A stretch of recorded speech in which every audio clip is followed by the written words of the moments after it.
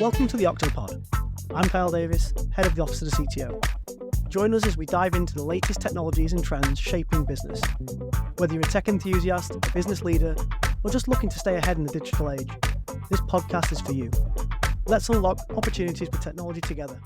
Welcome back everyone to my Hybrid Trends podcast. This time I'm joined by a team of experts from our friends at Cisco, and we're going to be talking about the topic of digital resilience is now business resilience, and how it is just an inescapable topic of conversation for every organisation on the planet.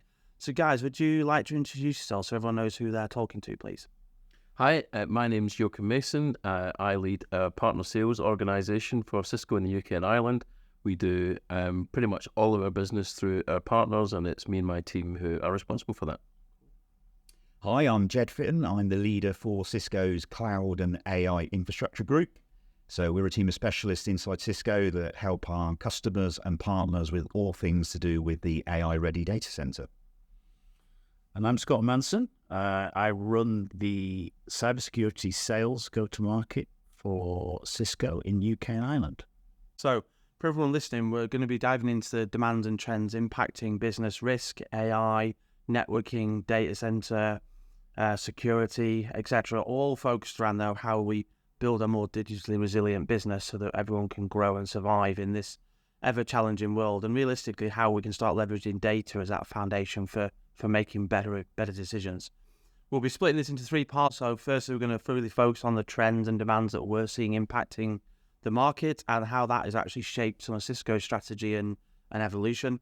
And then we're going to second and third ones really dive into what is that AI-ready data center, and what is that topic of resilience or digital resilience in detail, and how we've been helping customers. So guys, I mean, we're talking about digital resilience and business resilience here, but I think really it'd be great for everyone listening to get a feel for what are you seeing in the conversations you're having with customers directly? What are the challenges that they're actually facing in the real world? Because everyone listening, you know, they can go look up the details of the individual products later online, but the trends, the impacts are the really important pieces and the outcomes that we're delivering to that stage. So maybe Scott, we come to you first. What's the top things you're seeing when you're talking to customers, you know, in your daily life? I think there's big challenges around the complexity of so much technology and offer. So sometimes we get wrapped around a project connected to a widget or a paradigm of technology, rather than putting the problem of the thing that the customer's trying to solve at the front. And this isn't new. We've been trying to bake in outcomes to what we do in technology for a long time. However, I feel that there's so much complexity around the choices that customers can make in how to skin a cat, if you like. There's different ways to get there, isn't there? So very complicated for customers to get that right and make it easy for them. So what we do, of course, and our partners like CDW, is we're focused on making sure we can chew through a lot of that complexity and complication around so many things that are out there. So try to tie it to the outcome the customer's looking for, and try to move away from pigeonholing ourselves in certain technology paradigms. Just think more openly about the end goal, retrofit a product to that and a solution. No, 100% agree. And I think some of that complexity leads to some paralysis at times, and people try and boil the entire ocean, and therefore the project never goes anywhere. Therefore, you never actually make them incremental gains. And if we can sort of break them traditional barriers and start to get things going, then you're going to see the benefit, and that's going to then drive more investment and innovation. So yeah, fully agree on that side of things. So, I mean, Joachim, from your side, what are you seeing as the sort of top conversations from a customer's lens? I mean, if you wind the clock back, you know, over the course of the last 4 to 5 years, there's been many things that have characterised that period: volatility, uncertainty, major events, and we're all dealing with them kind of on a professional level, an organisational level, and a personal level. So just trying to keep up with it is a challenge in and of itself.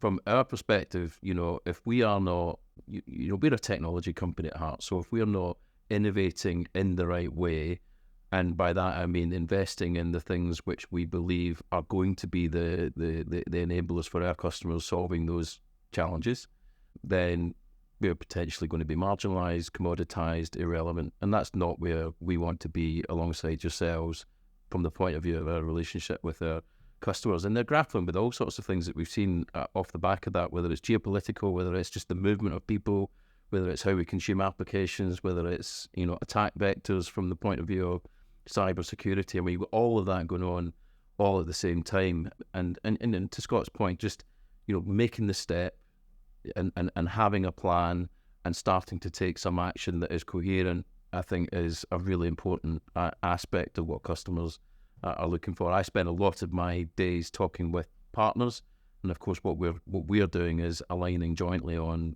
helping our customers solve those challenges.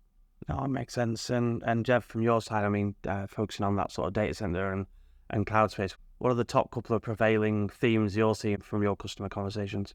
So I suppose I will have the unenviable sort of reputation I've mentioned in the words AI. Oh, that's a pound in the jar then. There we go, pound in the jar already. First one in.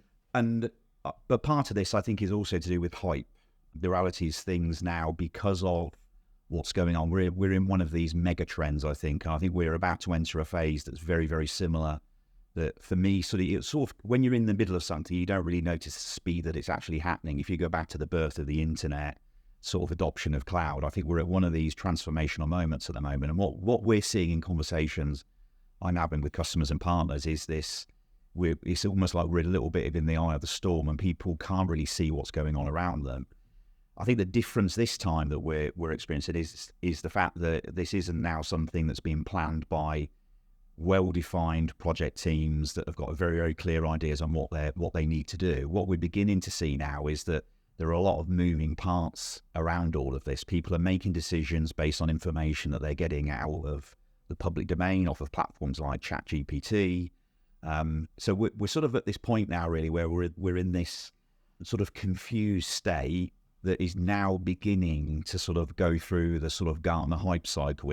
We're sort of sliding down I think they call it the trough of disillusionment, and we've bottomed out a little bit now. And I think we're beginning to see the signs now of this slope of enlightenment, I think Gartner call it, where people now are beginning to sort of get an idea about exactly the direction they should be going, how they should be using their systems, how they should be using their processes. And I suppose the last thing I'll comment is that there's a big culture angle to this around people, the workforce, because typically now people are not just simply taking their collective experience of what they've had.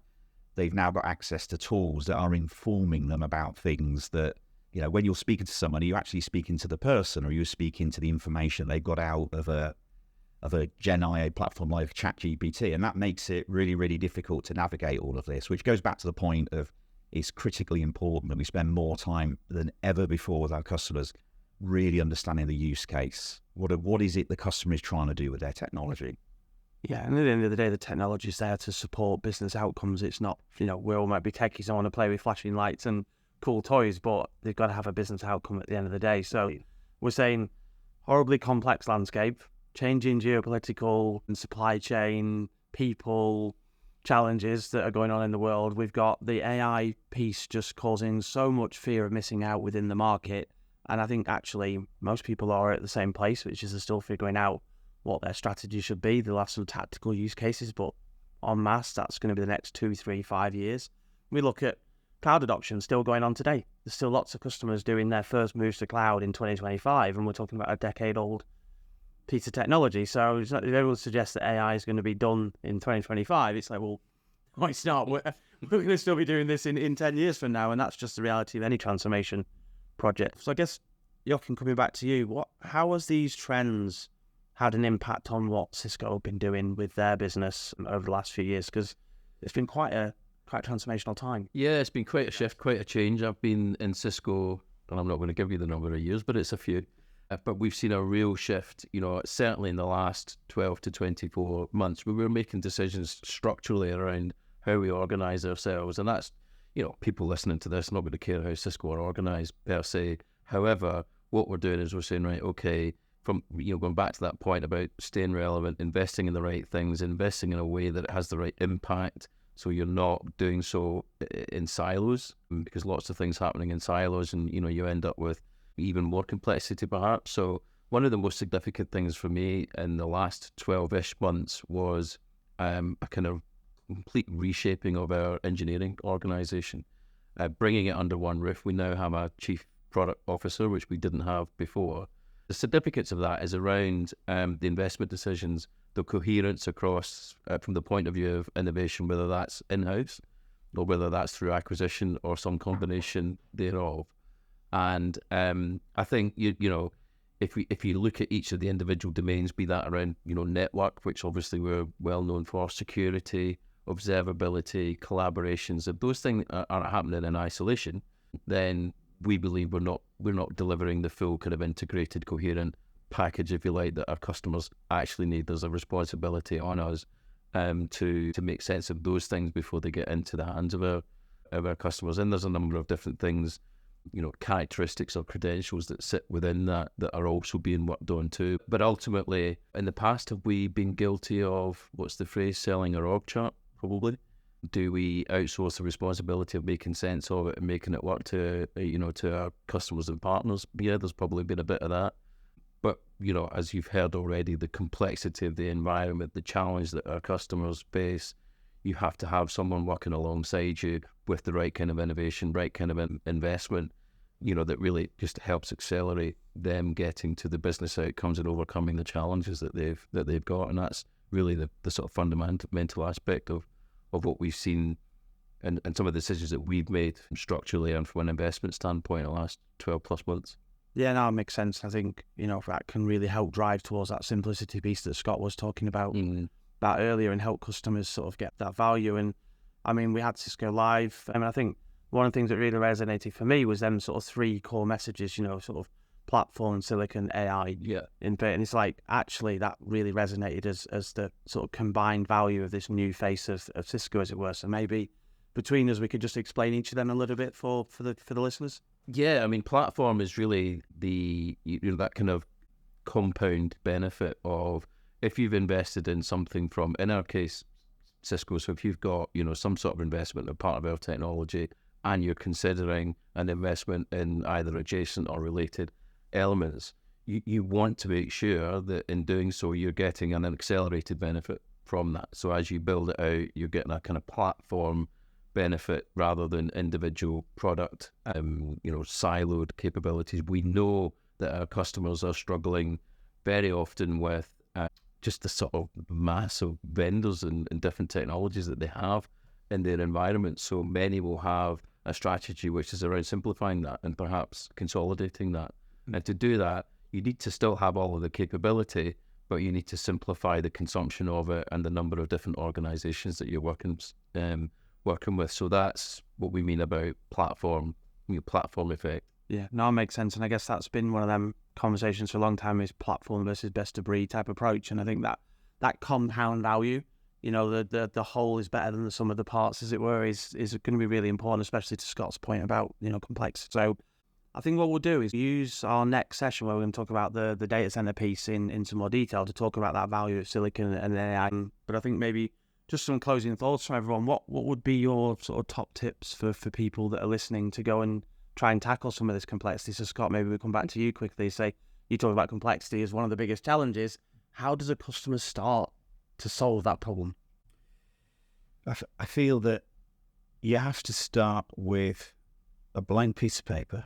You have to sit down, you work out what you've invested in, what that's given you today, and where you eventually want to get to. That gives you a gap.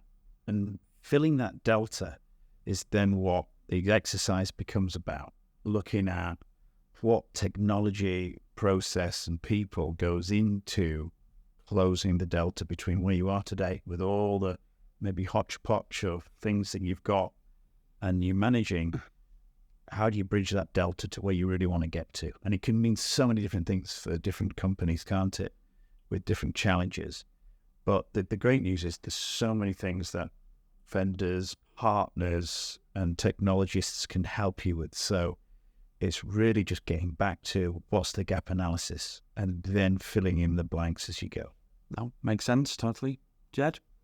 And probably, I suppose, building on what Scott says, I mean, it's take a pause and think about the knowledge you have inside your business and how you can augment it. So take a partner like CDW, I'd encourage customers to engage with partners to bring another viewpoint into what you build inside your business. I mean, many of our customers have built incredible businesses, built on technology, but the reality is taking that outside consultative approach by, engaging with a chosen services partner that can come in and offer a different viewpoint to that complexity and sort of like set the path, because it goes in waves. The reality is that, you start working on a project, you spend a couple of years delivering that project, and then it feels as though the next project comes on, and before you know what's going on, you've got layer and layer of complexity.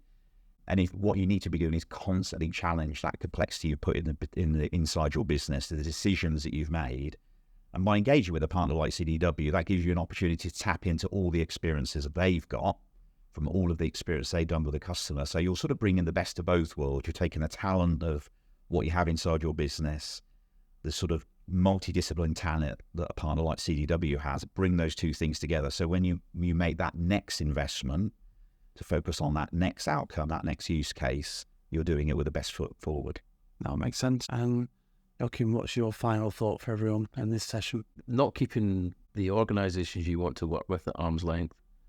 We know traditionally, processes around procurement, you've got procurement versus sales, and there's always, that kind of dynamic. But the closer you can work with your chosen partners, the better you have an understanding of their capabilities and that they have an understanding of your environment and what it is that you actually require.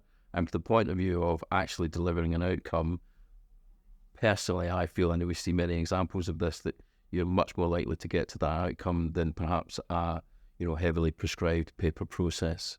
So I think that would be my closing top tip. Excellent, and I don't think I can disagree with any of that. I think partnership, outcome-driven, getting started and making it happen is so important. Thanks for listening, everyone. I've been Rob Sims, Chief Technologist for CDW. I've been Joachim Mason, leader for partner sales, Cisco UK and Ireland. And Jed Fitton from Cisco and our cloud and AI infrastructure team. And I've been Scott Manson. Excellent. Thanks, guys. And thanks, everyone, for listening. We'll see you next time. Be sure to check out the back catalogue for more great insights. Don't forget to subscribe via your favourite podcast platform so you never miss an episode. We appreciate your support. And if you have a topic you want us to cover, feel free to reach out. Catch you next time.